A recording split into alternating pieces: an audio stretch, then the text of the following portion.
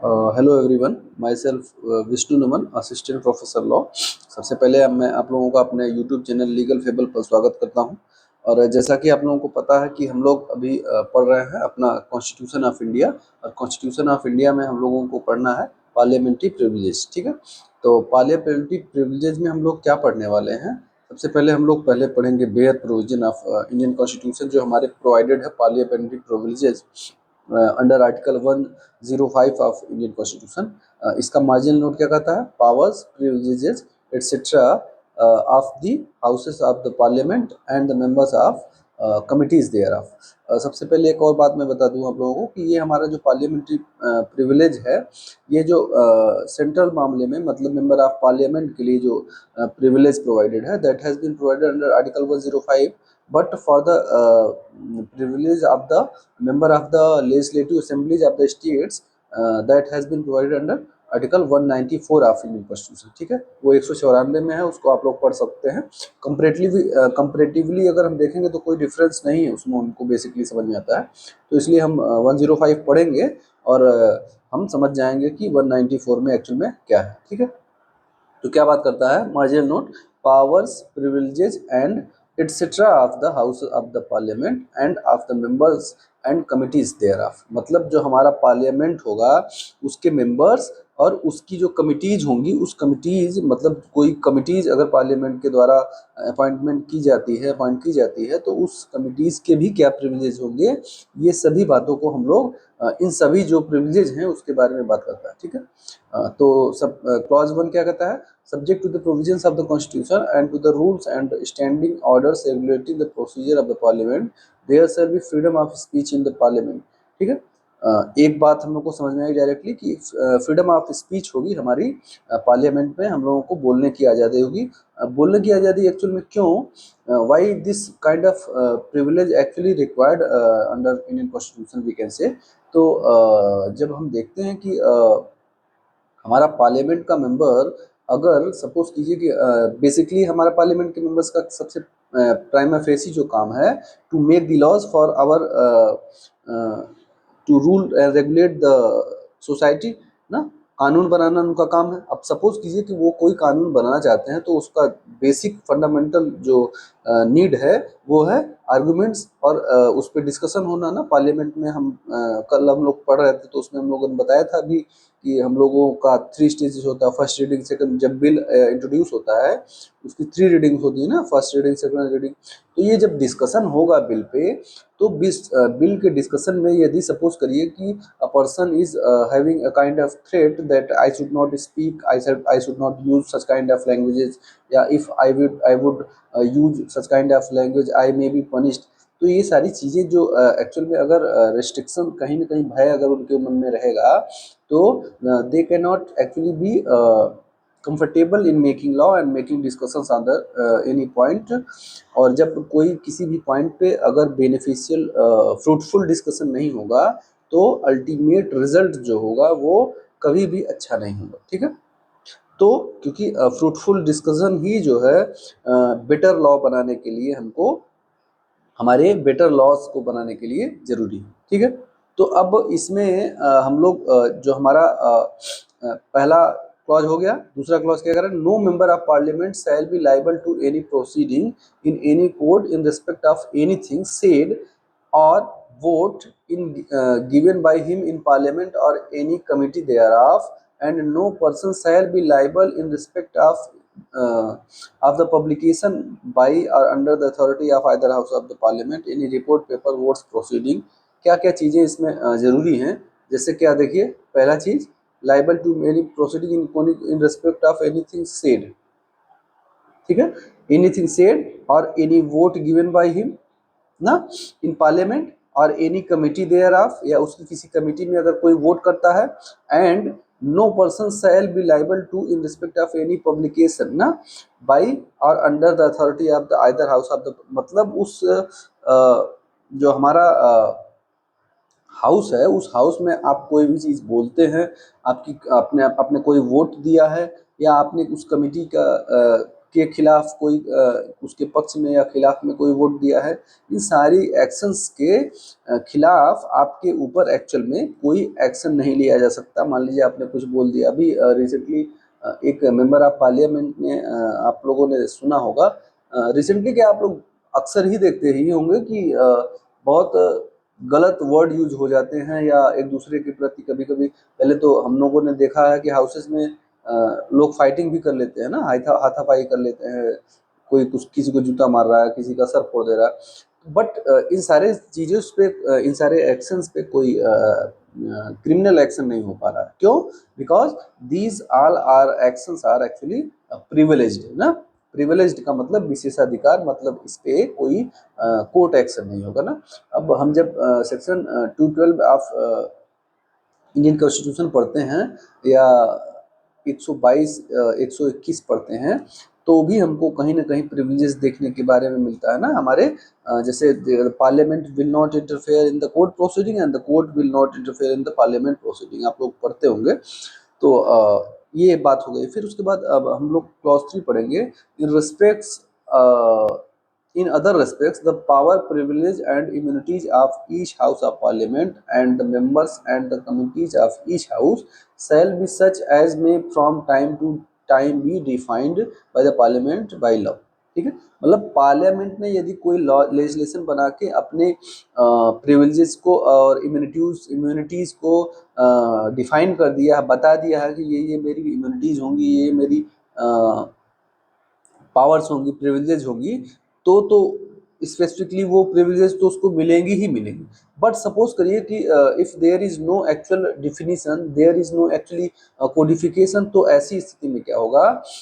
ऐसी स्थिति में क्या होगा? मान लीजिए कोडिफिकेशन नहीं है ना, तो ऐसी स्थिति में क्या होगा?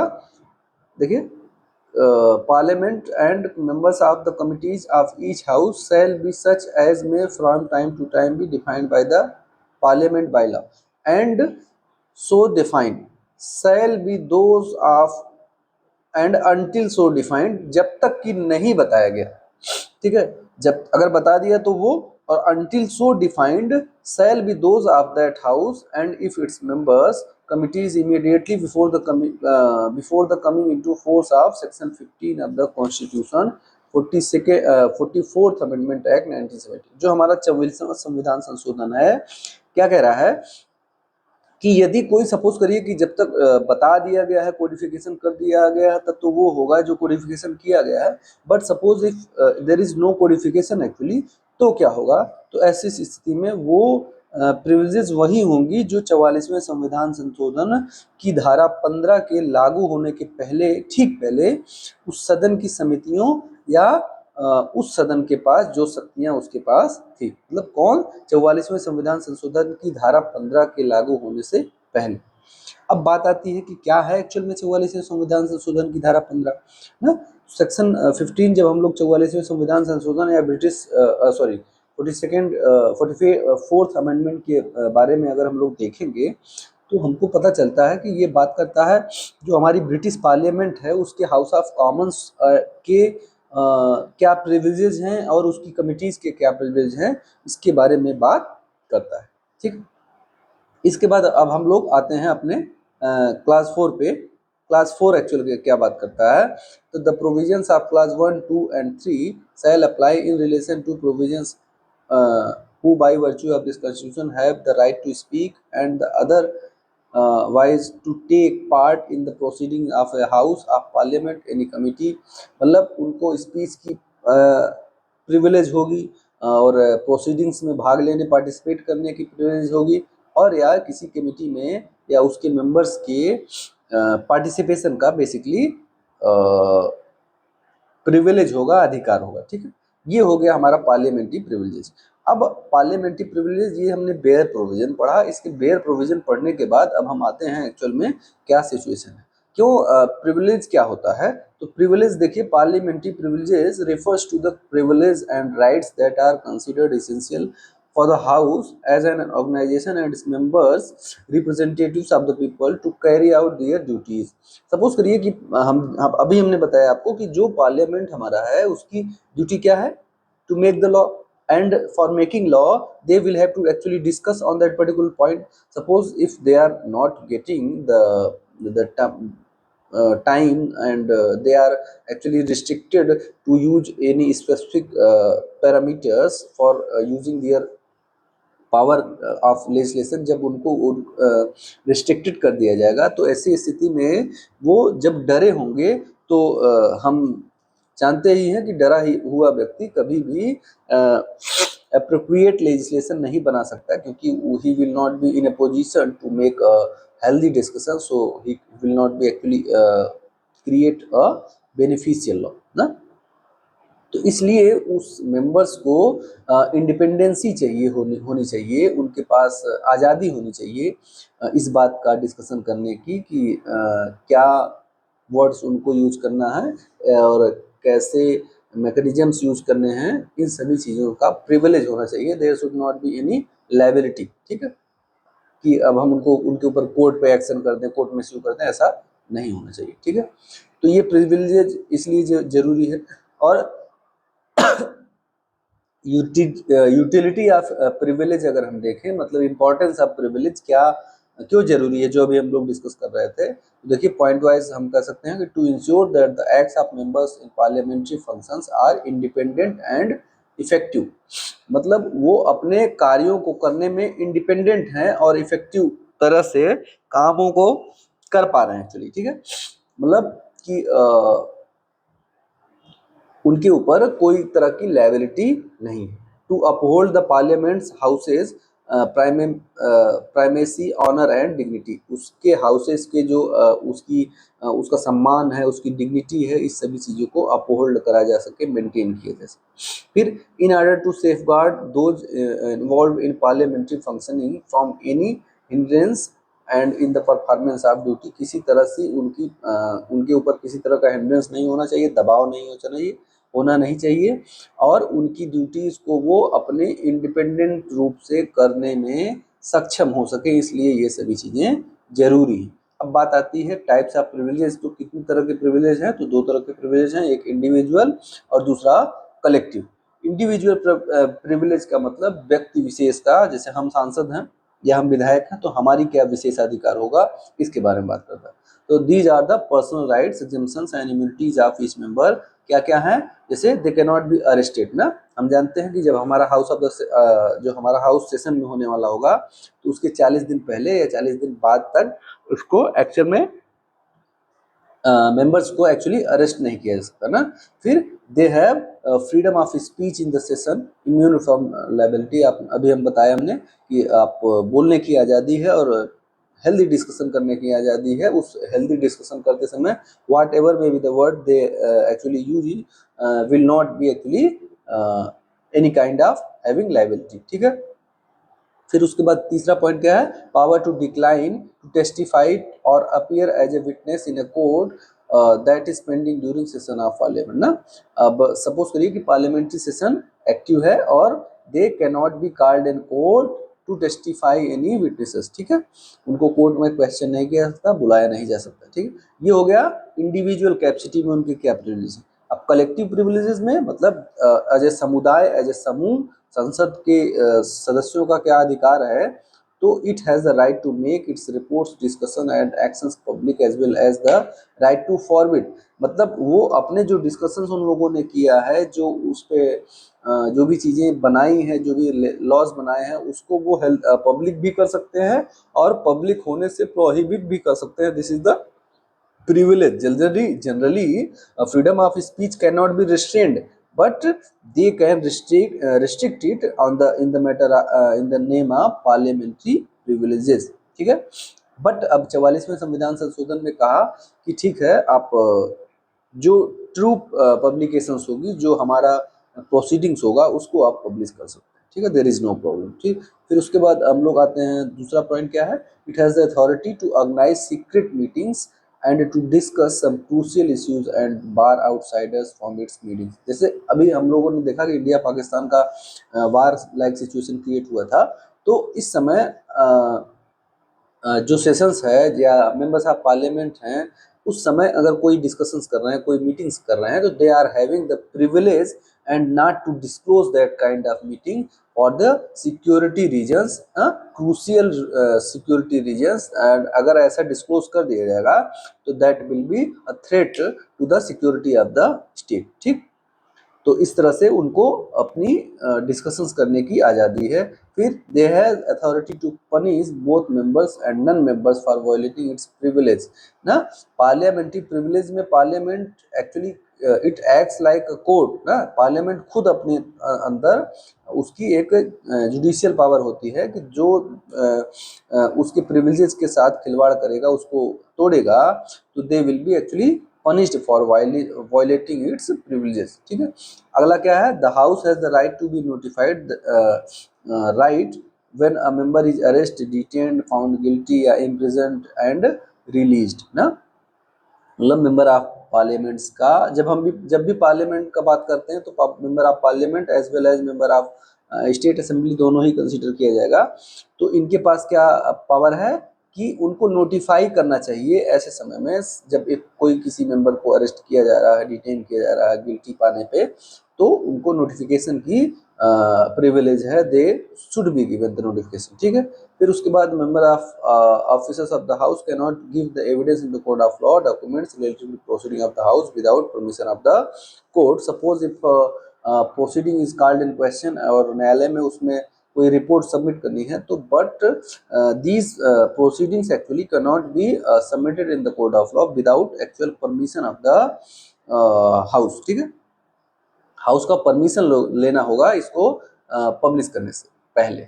अब हम आते हैं केस लॉज पे। तो सबसे पहला और इम्पोर्टेंट केस जो हमारा है PV Narasimha Rao versus state of 1998। 1993 में क्या हुआ कि जो झारखंड मुक्ति मोर्चा, अभी झारखंड मुक्ति मोर्चा जेएमएम पार्टी की सरकार भी है झारखंड में, तो जेएमएम के कुछ एमपीज ने क्या किया कि ब्राइब ले लिया किसी चीज के लिए कि for voting in no confidence motion. ये चार्ज था उनके ऊपर कि उन लोगों ने घूस लिया, पेमेंट ली for voting in no confidence motion. तो ये भाई ये हेल्दी वर्क तो नहीं है और ये हमारे कॉन्स्टिट्यूशन मशीनरी के लिए अच्छा भी नहीं है। तो this was challenge under the court.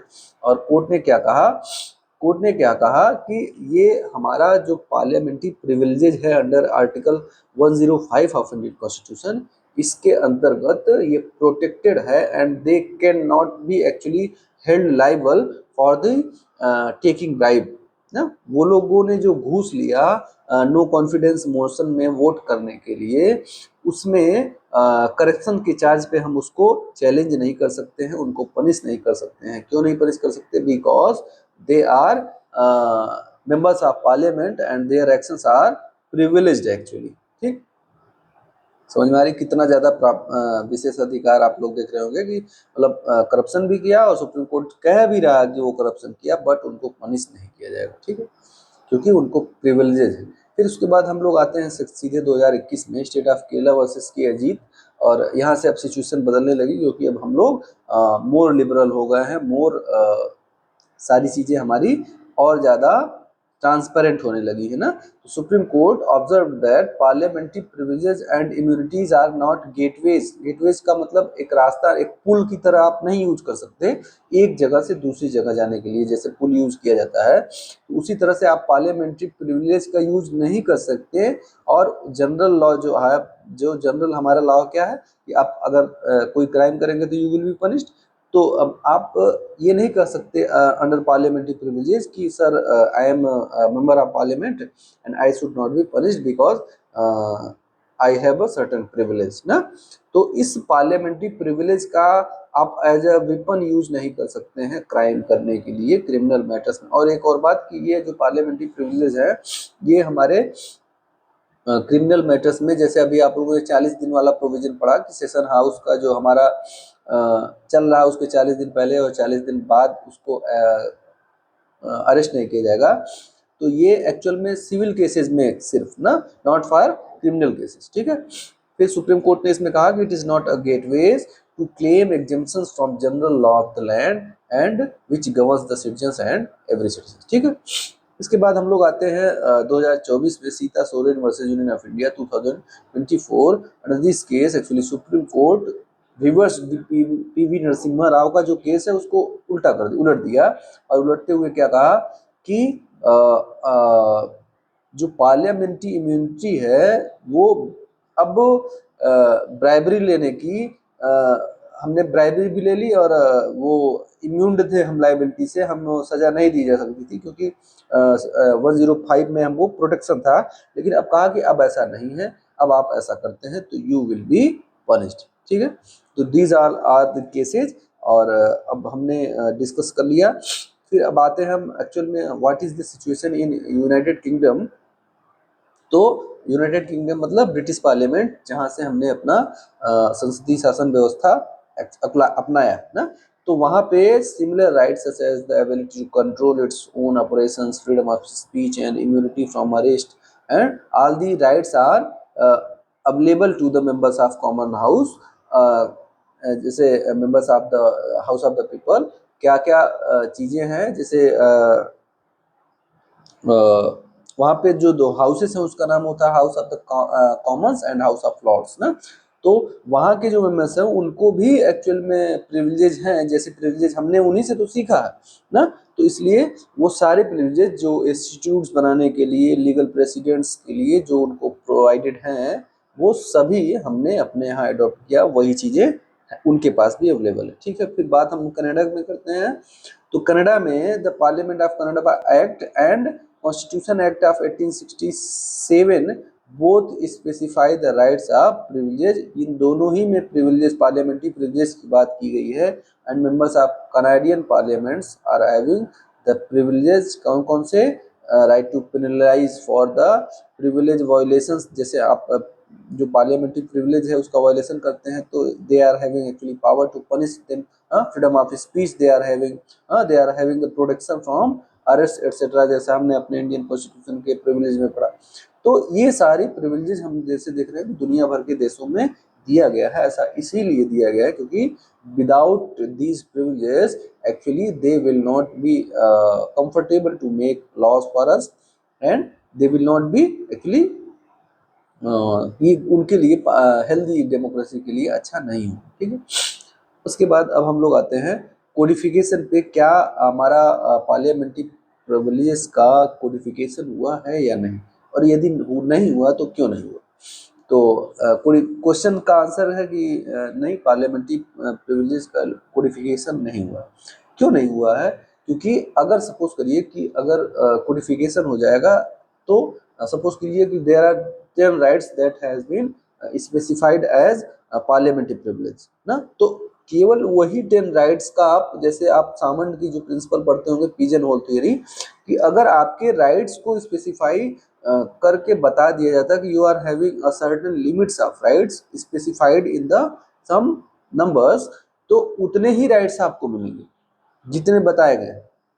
और यदि नहीं स्पेसिफाइड है तो you are having the right, you are having the authority, you can cover all the rights that you think कि ये प्रिविलेजेस में आना चाहिए। ठीक है, तो कोडिफिकेशन से एक्चुअल में क्या होता है, रिस्ट्रिक्ट हो जाता है कोई भी राइट ना, इसलिए पार्लियामेंट ने इसका कोडिफिकेशन नहीं किया। ठीक, अब हम लोग आते हैं हमारा जो सारी चीजें हम लोग पढ़ ही लिया। हम लोगों ने क्या क्या पढ़ा, हम लोगों ने पार्लियामेंट्री प्रिविलेज का जो बेयर प्रोविजन है वो पढ़ा हमने, पार्लियामेंट्री प्रिविलेज एक्चुअल में होता क्या ये हमने पढ़ा। फिर उसके बाद हमने केसेस देखे और क्या कोडिफिकेशन है कि नहीं है ये चीजें देखी। ठीक है, फिर मुझे लगता है कि आज का लेक्चर अपने आप में कंप्लीट है। You are having, thank you for being with me, and अगर आपको अच्छा लगता है ये हमारा चैनल, मेरे कंटेंट, मेरे जो टीचिंग स्टाइल, तो आप लाइक कीजिए, शेयर कीजिए, और